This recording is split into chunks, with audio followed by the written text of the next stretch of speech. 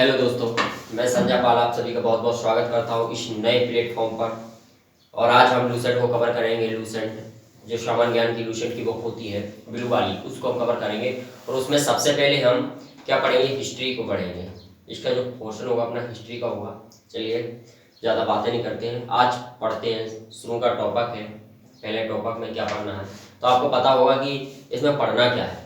इसमें पढ़ना है, लिखा है प्राचीन इतिहास के स्रोत। प्राचीन इतिहास के स्रोतों के बारे में जानकारी मिलती है, कहाँ से मिलती है।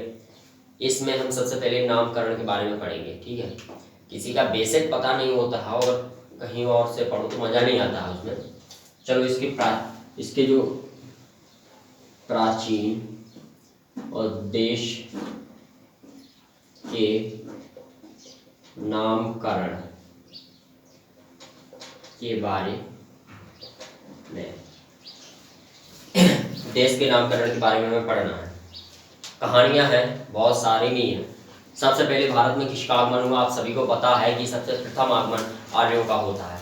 और जब आर्यों का सबसे पहला आगमन होता है तो उधर नाम दिया जाता है आर्यवर्त। क्या दिया जाता है? आर्यवर्त।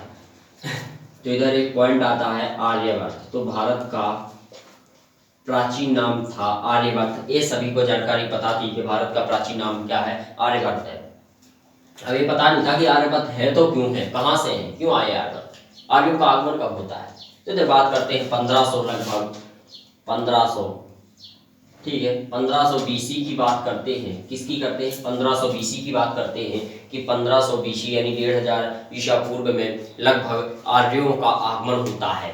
किनका आगमन होता है? आर्यों का आगमन होता है। और ये आर्य कहाँ के हैं? तो ये सेंट्रल एशिया या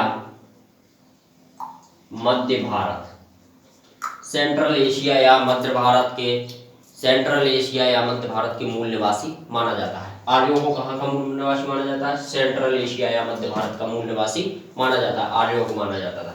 1500 बीसी में इनका आगमन होता है भारत में। आगमन होने के बाद में क्या कंडीशन होती है कि इधर पे देखिए, इधर पे जो उत्तर का था एरिया, वो कश्मीर से लेके, कहाँ से लेके? उत्तर में कश्मीर से लेके नीचे आ जाओ तो नॉर्दर्न राजस्थान या उत्तर और पश्चिम राजस्थान तक इनका विस्तार हो गया था। इधर पश्चिम में बात की जाए, इधर भी इनका विस्तार था, कश्मीर में भी इनका विस्तार था, नीचे दक्षिण में इधर इनका विस्तार हो गया था। अगर इधर पश्चिम में बात की जाए तो पश्चिम में अपन देखें तो पश्चिम में इनका अफगान,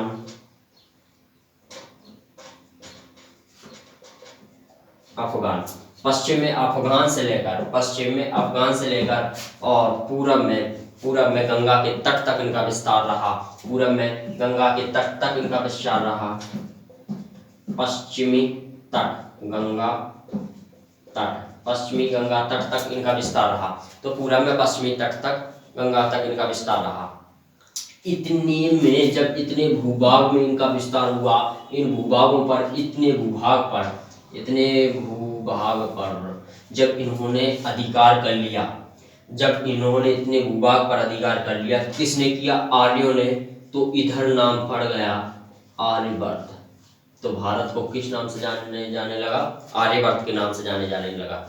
अब आर्यवर्त के नाम से तो जानने लगा, लेकिन आर्यों से भी पहले जब इनका पूर्वी ये भारत में इनका विस्तार नहीं था। कहाँ नहीं था? पूर्वी भारत में। ठीक है, इधर इसको मिटा देते हैं। जब इनका विस्तार पूर्वी भारत में नहीं था, पूर्वी भारत में नहीं था, इनका विस्तार कहाँ नहीं था? पूर्वी भारत में नहीं था। ओके, एक सेकंड रुकना।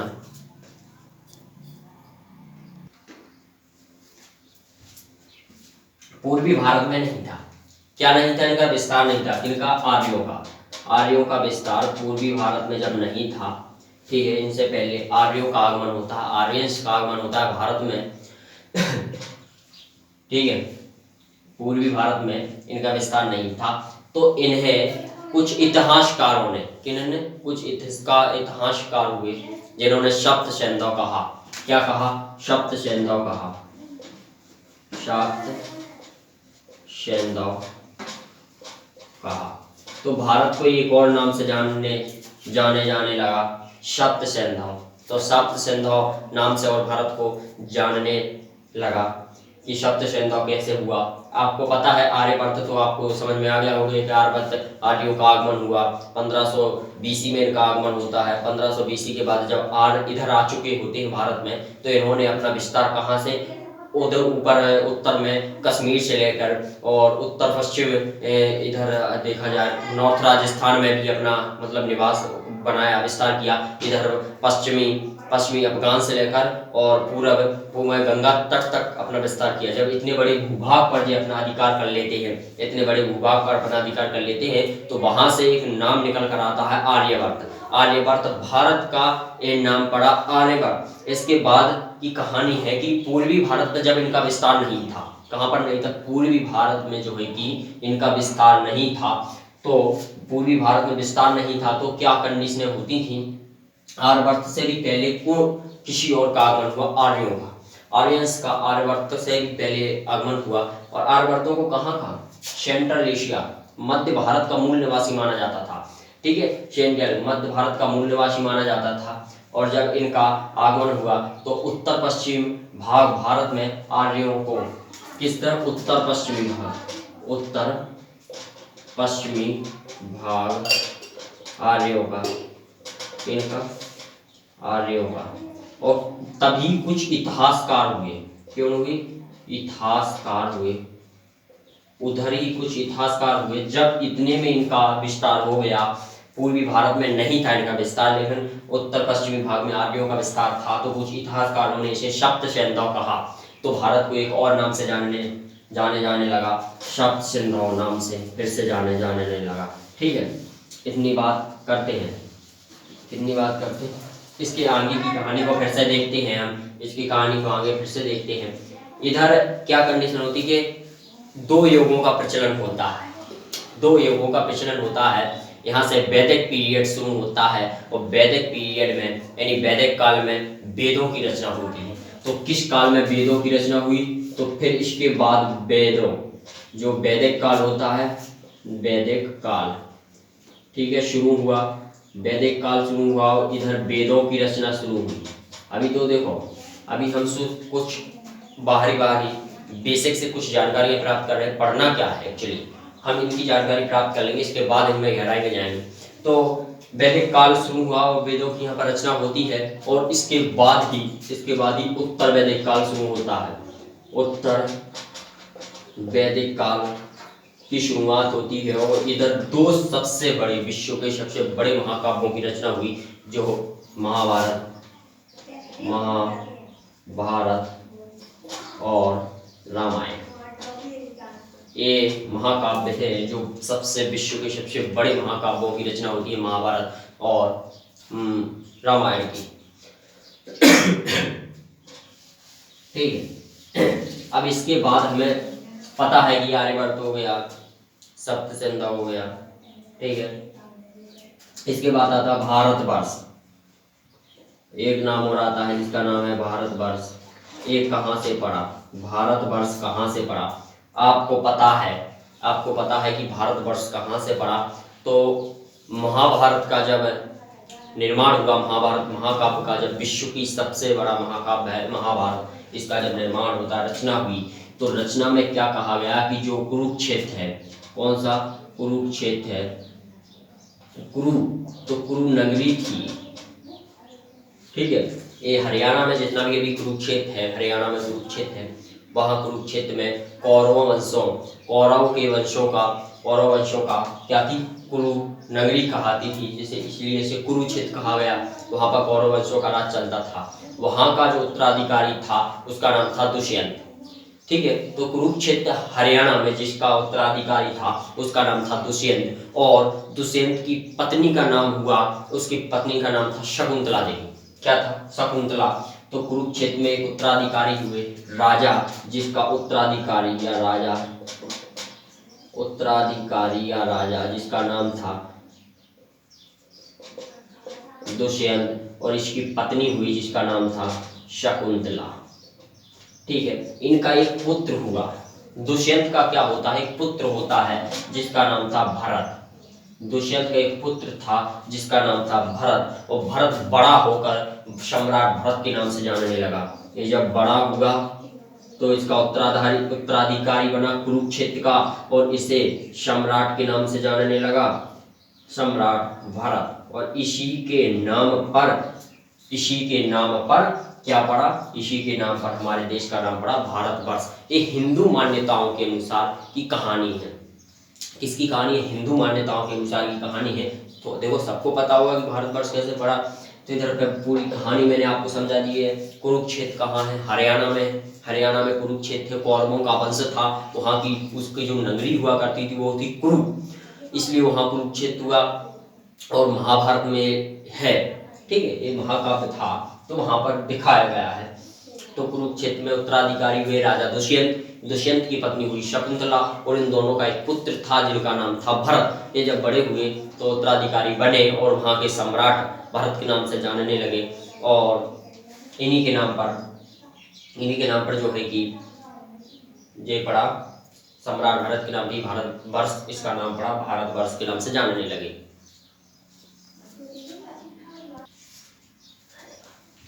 ठीक है, तो भारतवर्ष के बारे में हमें पता हो जाता है भारतवर्ष का नाम कहाँ से आया। इसके बाद की कहानी है, भारत का एक नाम और उभर के आता है। देखो चलो इसमें एक पॉइंट और बता देते हैं। हिंदू मान्यताओं के अनुसार तो पता चल गया कि कुरुक्षेत्र से हमें भारतवर्ष नाम मिला, भारत के नाम से मिला, लेकिन जैन ग्रंथ हुए, जैन ग्रंथ के अनुसार देखो भारतवर्ष कहाँ से मिलता है। तो एक धर्म है जिसका नाम है जैन धर्म। जैन धर्म में क्या कंडीशन होती है कि जैन धर्म में 24वें तीर्थंकर और वास्तविक संस्थापक माना जाता है ऋषभदेव को। किसको माना जाता है, वास्तविक संस्थापक और 24वां तीर्थंकर कौन थे, ऋषभदेव थे। ठीक है, ऋषभदेव थे वास्तविक संस्थापक, और 24वां तीर्थंकर ऋषभदेव हुए जैन धर्म में। ठीक है, इनके दो पुत्र थे। ठीक है, पहले का नाम था भरत, बड़ा था इसमें जो भरत, और दूसरे थे गोमटेश्वर। दो पुत्र हुए, पहले पुत्र का नाम था भरत और दूसरे पुत्र का नाम था गोमटेश्वर। आपने गोमटेश्वर तो बहुत सुना होगा, इस नाम को सभी लोग जानते होंगे, क्योंकि जो स्टैच्यू ऑफ यूनिटी है उसके पहले भारत की सबसे बड़ी सबसे बड़ी मूर्ति थी, वो थी गोमटेश्वर की, जो कर्नाटक के श्रावणबेलगोला में स्थान पर स्थित है। ठीक है, तो गोमटेश्वर, तो भरत। तो इधर बात करते हैं कि इन्हीं के पुत्र भरत के नाम पर यहाँ नाम पड़ता है भारतवर्ष। इन्हीं के पुत्र भरत के नाम पर यहाँ पर नाम पड़ता है भारतवर्ष। ठीक है, इस भारतवर्ष के बाद अपन ने जैन धर्म हुए, भारतवर्ष के बाद एक नाम और आता है जिसे बोलते हैं हिंदुस्तान। क्या बोलते हैं, हिंदुस्तान।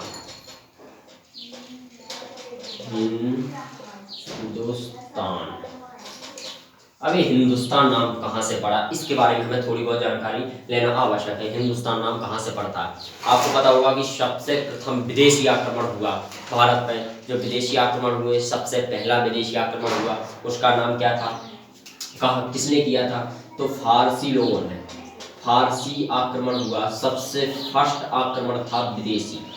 कौन था, विदेशी। सबसे फर्स्ट आक्रमण था विदेशी, जो फारस के लोगों ने हुआ। भारत में एक नदी है जिसका नाम है सिंधु नदी। ठीक है, तो सिंधु नदी है, फारसी आक्रमण होता है, विदेशी आक्रमण होता है हिंदुस्तान के लिए। और लगभग 518 ईस्वी ठीक है, AD 518 ईस्वी में होता है, 518 ईस्वी में होता है, ठीक है, सॉरी ये AD नहीं BC आएगा, ईसा पूर्व, ठीक है, 518 ईसा पूर्व में आक्रमण होता है और फारसी लोगों में हुआ। तो फारसियों की कहानी है कि हिंदुस्तान क्यों पड़ा, तो उन्होंने कहा अपने राज्य में जाकर फारस, और इसका पुराना नाम था फारस यानी फारस होगा, फारस देश होगा, इसका जो पुराना नाम था उसका नाम था ईरान। तो ईरान वालों ने आक्रमण किया था भाई, और जब गए ईरान वापस, फारस वापस गए, तो उधर बताया कि एक नदी है जिसे इंदु नदी कहते हैं, इन्होंने इंदु नदी बताई, ठीक है, इंदु नदी बताई। तो आपको एक बात पता होनी चाहिए, इंदु नदी, आपको पता है कि फारस भाषा में कभी भी सा शब्द का उच्चारण हुआ ही नहीं, फारस भाषा में कभी भी सा शब्द का उच्चारण नहीं हुआ है। ये वहां पर गए, उन्होंने कहा इंदु नदी है, और इंदु नदी के किनारे एक देश बसा है जिसका नाम इंदुओं का देश है। तो इसने अपन को क्या कहा, इंदुओं कहा, और उसी इंदुओं को मॉडिफाई करके हमें हिंदुस्तान प्राप्त हुआ। हमें क्या हुआ, हिंदुस्तान प्राप्त हुआ। तो उसी इंदुओं को मॉडिफाई करके हमें हिंदुस्तान प्राप्त होता है। इधर की बात समझ में आती है? ओके, हिंदुस्तान के बाद एक और नाम निकल कर आता है जिसे बोलते हैं इंडिया। हिंदुस्तान के बाद एक और नाम निकल कर आता है जिसे बोलते हैं हम इंडिया। क्या बोलते हैं? इंडिया। ये हिंदुस्तान के बाद वाला नाम है भैया इंडिया। ये सेकंड विदेशी आक्रमण हुआ, ठीक है। कौन सा आक्रमण हुआ? सेकंड विदेशी आक्रमण होता है, सेकंड विदेशी आक्रमण होता है। और इस आक्रमण किनके द्वारा? यूनानियों के द्वारा किया। यूनानियों ने ये आक्रमण किया, जिन्हें ग्रीक्स कहते थे। क्या कहते थे? जिन्हें ग्रीक्स कहते थे। यूनानी आक्रमण करते, सेकंड आक्रमण होता है यूनानियों के द्वारा, जिन्हें ग्रीक्स कहा जाता था। और ठीक है, अब यूनानी कहाँ के थे? यूनान के थे। यूनानी कहाँ के थे? तो ये यूनान के थे। यह यूनानियों के द्वारा ग्रीक्स कहलाए, जहां से अलेक्जेंडर सिकंदर महान का आगमन हुआ। किसका? सिकंदर महान आया था, ठीक है। कौन आया था? सिकंदर महान आया था। कहाँ से आया था? ठीक है, इंडिया का जब सेकंड आक्रमण होता है, इंडिया का जब सेकंड विदेशी आक्रमण हुआ, उसी में इन्होंने इंडस कहा। इंडिया को क्या बोला इन्होंने? इंडस बोला, मतलब सिंधु नदी को इन्होंने इंडस बोला, और उसी इंडस से मॉडिफाई निकलकर शब्द आया इंडिया। उसी इंडस शब्द से निकलकर नाम आता है इंडिया, जो यूनानियों के द्वारा किया गया सेकंड आक्रमण है ये हुआ, ठीक है, यहाँ से आया इंडिया। आपको पता है इंडिया के बाद और एक नाम निकल कर आता है सामने, ठीक है। इंडिया के बाद एक और नाम निकल कर आता है, ठीक है। हाँ, अब आपको एक बात बता दें, जो फर्स्ट विदेशी आक्रमण हुआ था, क्या था? फर्स्ट विदेशी आक्रमण हुआ था, जब अपने यहाँ पर विदेशी आक्रमण हुआ था, तो वो किसने किया था? वो फारस के हाकामनी वंश का राजा हुआ।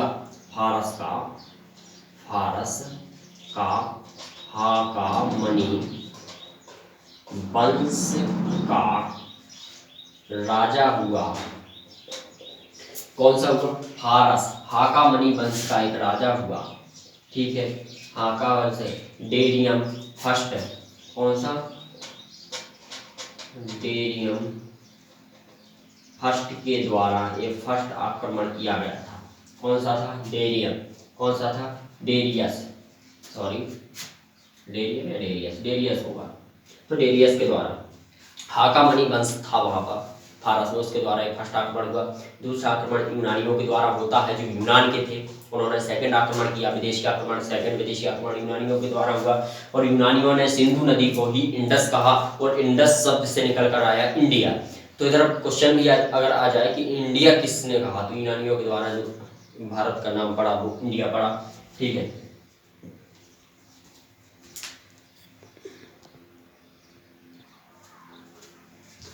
ठीक, अपना इतना हो गया। फर्स्ट विदेशी आक्रमण था, किसके द्वारा किया गया? एक किया गया था फारस का हाकामनी वंश का एक राजा हुआ जिसका नाम था डेरियस, उसके द्वारा ये आक्रमण किया गया था। इसके बाद एक नाम और उभर कर आता है, ठीक है, तो आपको पता होगा अभिलेख। तो सबसे पुराना, ठीक है, भारत में सबसे पुराने अभिलेख कौन से हैं? तो वो है अशोक के, सम्राट अशोक के अभिलेख है। सबसे पुराने अभिलेख किसके होती है? इन अभिलेखों से भारत को एक नाम उभरा, तो सम्राट अशोक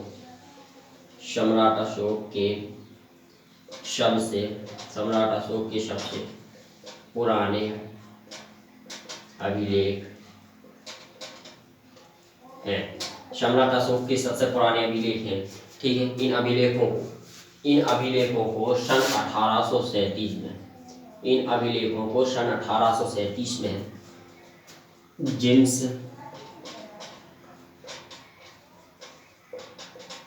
प्रिंस नाम के वैज्ञानिक ने पढ़ा था। तो किसने पढ़ा? तो सर्वप्रथम जेम्स प्रिंस ने पढ़ा था। यह लिपि थी, तो जो अशोक की लिपि है। अभिलेख होते क्या है एक्चुअली में, हमें थोड़ी अभिलेख के बारे में जानकारी। जो अभिलेख, जो लिपियां होती, जो लिखा जाता था, वो किसी पत्थर पर या लकड़ी पर या शिलालेखों पर जो लिखी हुई लिपि थी उन्हें अभिलेख बोलते थे। तो सबसे पुराने अभिलेख थे, कहाँ के थे?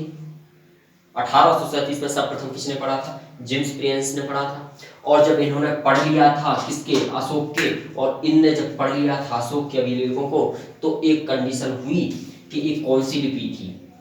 अगर लिपि की बात करनी है तो कौन सी लिपि थी? तो एक खरोष्टी या ब्राह्मी लिपि थी।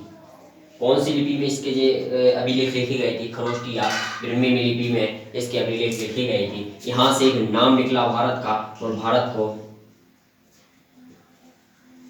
जम्मूद्वीप कहा। जम्मूद्वीप किसके अभिलेखों से? अब क्वेश्चन आ जाता है कि भारत का जम्मूद्वीप किस नाम था, जो भारतवर्ष का नाम, जो भारत का नाम था जम्मूद्वीप, वो किस अभिलेख से हुआ? तो सम्राट अशोक के अभिलेखों से नाम मिला हमें जम्बूद्वीप। कौन सा द्वीप मिला? जम्बूद्वीप। इन अभिलेखों से हमें नाम मिलता है। और जम्बूद्वीप का मतलब होता है यहाँ पर जम्बू, मतलब जम्बू या अपनी भाषा में कह लो जामुन, अपनी भाषा में जामुन कह लो या जम्बू। तो जम्बू के पेड़, यहाँ पेड़ों का अधिक था भारत में, इंडिया में जम्मू के पेड़ अधिक मात्रा में पाए जाते थे, इसलिए इन अभिलेखों में लिखा गया है कि जम्बू द्वीप भी भारत को कहा जाता था। इसके बाद चीनी यात्री आए, बहुत सारे यात्रियों का आगमन होता है, तो चीनी यात्री आए, तो चीनी यात्रियों ने एक नाम दिया यंतु। भारत को इस नाम से भी जाना जाने लगा। किस नाम से जाना जाने लगा? यंतु के नाम से जाना जाने लगा। ठीक है, हमारा एक पार्ट कंप्लीट होता है भारत का नामकरण के बारे में।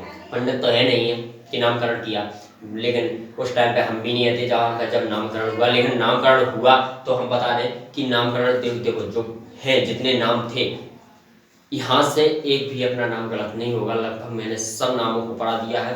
ठीक है, सभी नामों को पढ़ा दिया है। जम्मूद्वीप नाम कहाँ से मिला? ये अशोक सम्राट के अभिलेखों से मिला। ये सबसे पुराने अभिलेख थे। भारतवर्ष कहाँ से मिला? सप्तशृंग किसे कहा? इंडिया कहाँ से आया? तो हिंदुस्तान कहाँ से आया? आर्यों का सबसे प्रथम आगमन हुआ, कब हुआ, ये अपन ने सब जानकारी एक कंडक्ट कर ली है। ठीक है, इतनी जानकारी हमें पूर्ण हो चुकी है। और हम अब निश्चित जो नेक्स्ट वीडियो होगी, उस वीडियो में अपन क्या करेंगे, प्राचीन भारत की और स्रोतों को पढ़ेंगे। कौन से यहाँ हुआ? देखो, धार्मिक ग्रंथ हुए, है ना, गैर धार्मिक ग्रंथ हुए, और जैन धर्म हुआ, बौद्ध धर्म हुआ। उस वीडियो में हम इन सबको कवर कर लेंगे। तो इस यहाँ तक की इस वीडियो को विश्वास है कि समझ में आया होगा। तो सभी को बहुत बहुत धन्यवाद एवं नमस्ते। ठीक है।